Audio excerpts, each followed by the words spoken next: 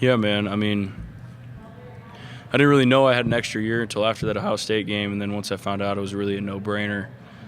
Just given the magnitude of our season, kind of what happened there, and then being from Eugene and just having all my family, friends, and the community behind me. I feel like I had some unfinished business, and this offseason has been incredible. Just having a chip on my shoulder, knowing that we as a team have a lot to prove. And then just enjoying one more last ride playing for my hometown. You feel it all like kind of a rare bird in college sports today, and that loyalty's kind of a hard thing to find these days. And you've had I don't know how many opportunities to not choose Oregon. Going back to your high school days, and just continue to make that choice to always want to come back and take advantage of every opportunity. Yeah, I feel like it is rare. I always wonder why more people don't stay home and play for the team they grew up watching. Like I said, I was always a huge Duck fan, so I always wanted to come here. It kind of helps when the University of Oregon is in your hometown. A big household name like that certainly helps. But, I'm just blessed to be in the situation I'm in. Did you come into Oregon at all? I mean, where was football on your radar when you got to? I know you didn't play the first year or two, but was it in the back of your mind? Did you go to games and wonder what it would be like to be on the field? Yeah, to be honest with you, I thought going into my freshman, sophomore year of college, I thought football was done. I was done for. My senior year is my last year to play.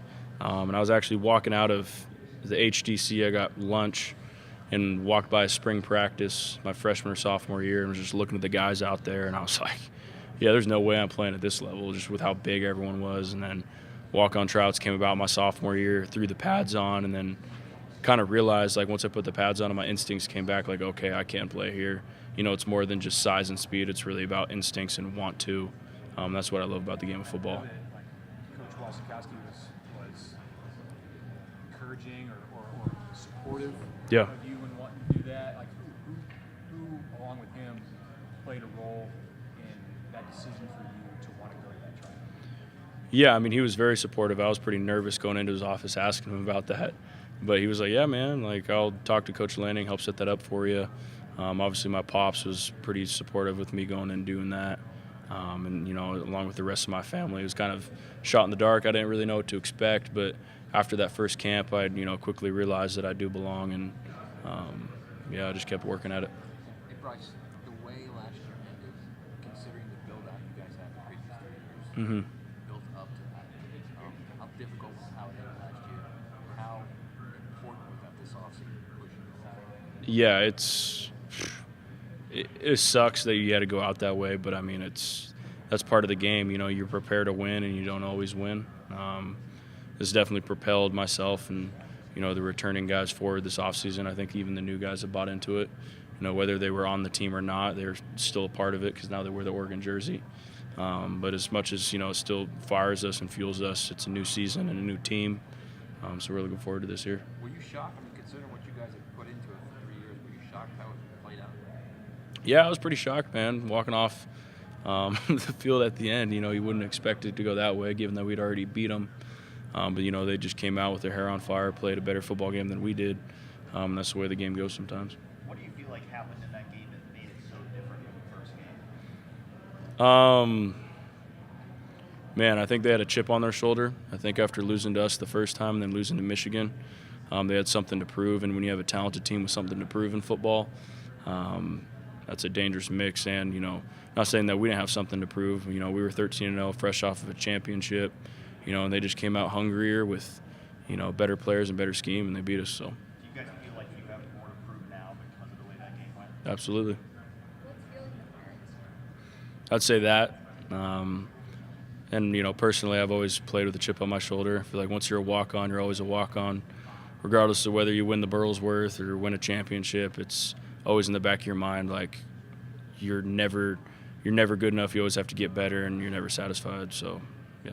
Program high 10 Ducks drafted. Yeah. This year. Curious if you've kept in touch with some of your former teammates. Yeah. Yep. I've talked to a couple of them. Talked to Jeff a little bit, and saw Jamari and Birch when they were back for graduation. But all the guys seem to be liking it, and I'm excited to touch base with them as the season goes on. Does it feel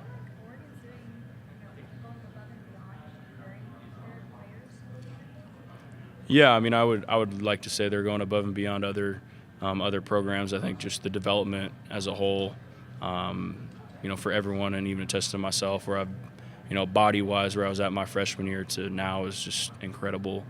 And that's a testament to the strength coaches and mentally, football-wise, B Mike and Lanning and whatnot. So, yeah. As far as coming back this year and playing football, obviously, you were drafted in baseball. Do you still have an urge to kind of swing at the cages? Still have that urge to still play the sport? For sure, man. In the off season, obviously I haven't been playing any baseball games, but I'll still get in the cages.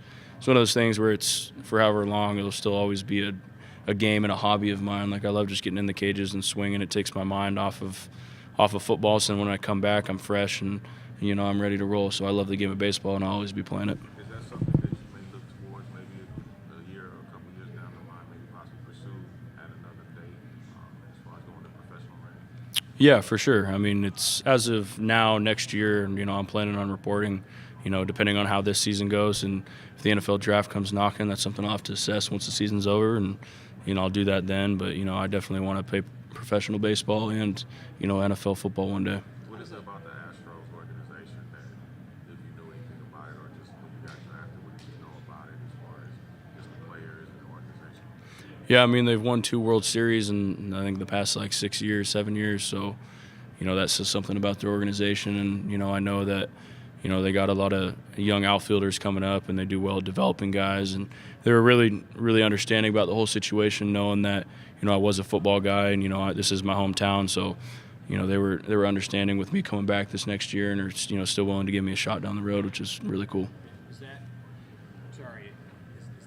they retain your rights, because you stayed in college? Like, if you, after this football season, were to say, I'm going to pursue baseball, Yeah. Are the Astros your only option at that point? Yes, sir. They hold my rights for 5 years. Yep. What's you find yourself? Do you watch baseball? You said you get in the cages, but in what other way have you stayed in touch with the game of baseball since you last played for Oregon? Yeah, I'd say watching baseball and then hitting in the cages and then staying mobile, like stretching and doing rotational workouts. Football, you do a lot of meathead lifts and you do some rotational things, but not like baseball. So I got to stay fluid in that regard. And, yeah. If you were to have an opportunity in both, if you were to get drafted in football next spring, what kind of a decision do you face then, and what goes into that process? A lot goes into that process. Just got to think about my future and obviously what game I love more. They're so very different, and I love both of them for different reasons. Obviously, where I'm drafted and, how high, and, money obviously has something to do with that as well. There's no secret, but honestly, I think it will probably have to come down to, which sport I love more and which sport I want to ride out in the moment. Did you, as a kid, have a passion for one of them more? Man, don't ask me that. I think when I was younger, I played baseball way more. I love the team aspect. You get to hang out with your teammates. You're at the yard for longer. Some of my best friends came from the baseball diamond. But I had just naturally football and my instincts and, willing to hit someone or football came easier. I had to work way harder at baseball to become good, whereas football is just natural. Do you think about trying to do both? I have. Yeah, that's something I would love to do one day, if opportunity presents itself. Who are some of the baseball players that you looked up to growing up as far as admiring and adding some of that to your game? You said baseball? Baseball. Yeah, I was a big Derek Jeter fan when I was younger. I played shortstop, so I always liked Derek Jeter. I like Kyle Seager, who played for the Mariners. I was a little bit of a Mariners fan growing up, amongst some other guys, yeah. Bryce, coming into this year for the final college football season, talk about kind of stepping into the shoes of Jeffrey Bossa, a guy who was really a 2-year leader on this defense, and now you're the most experienced guy in that linebacker. Yeah, I just try to be the same guy I was last year and the year before. Nothing changes. Just go about my business the same way, stick to my process, and I've always been the guy, if I see something that I don't like, I'll shout it out and make sure guys know. And, if guys are doing the right thing and are playing good ball, I'll pat them on the butt and let them know how, good they're doing. So, I'm just, being myself, and, I think everyone else will follow. What did you learn from Jeffrey Bossa last year playing with him? Yeah, I'd say just film study and picking up stuff when we're studying. I sat next to him in our team meeting room, and then we'd room together on the road. And even like in the game too, he would point things out, whether it be a guard or a tackle. He's pulling, they're gonna run this way. Just stuff that takes experience while you're in the game. Like on film, I could point it out like the same that he could, but once you're in a game setting, it takes like experience and being able to slow the game down to recognize that stuff. So that's where he definitely came into play and, helped me cerebrally in that regard. Earlier this year, Brian Michalowski was asked about taking a transfer, and he said, no, that wouldn't reflect well on me if I could develop the young guys that are in the room. What's your impression been so far of the guys in the room? Guys like Dylan Williams, great play. Yeah, man, we got a lot of talent, a lot of dudes that play really hard. I think that's what's cool about our room this year, and you can see it in spring ball, is, I try to set the tone of running to the ball and playing like your hair's on fire. And, those dudes, I think, fit that mold and have always played football that way. Physical, and that's what an inside linebacker should be.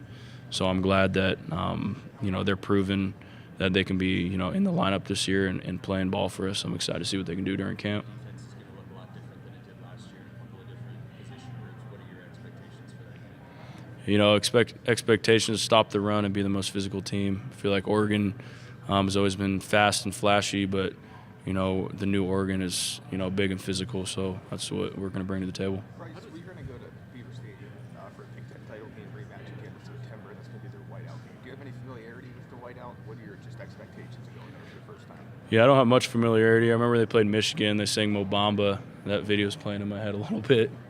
So I hope they do that again. That would be a pretty cool environment. But, I'm just excited for the opportunity. You get to do something like that. It's a once-in-a-lifetime opportunity, and I already got family and friends hitting me up for tickets wanting to go to that game, so it should be a fun one.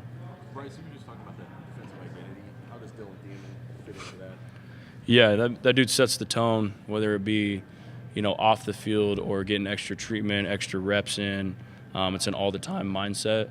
And he is one of the guys that comes downhill, flies to the ball, and plays with a lot of effort.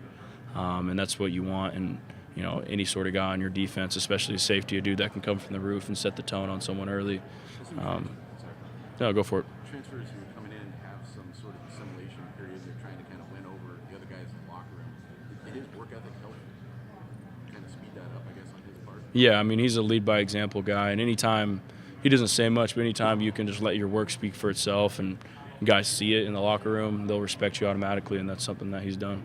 Playing against Ohio State twice last year, what stood out to you about Jeremiah Smith? What makes him so tough to defend? Oh, man, thank goodness I don't have to guard him. But I would just say, his athleticism, I haven't met the guy, so I don't know when it comes to, cerebral and knowledge of, like, the playbook and defenses where he's at, but obviously his raw talent and his ball skills coming down with footballs, and, he's a good football player, man. We call him, you say Kenyon Sadiq? Yeah, we call him Kenyon Sadiq the Freak because he's looks the way he does, and he might be one of the fastest guys on our team. And he's incredibly humble. That's really good, especially when you're a heck of a player like that. It's easy to get caught up in the wash, but he's incredibly humble and a good dude.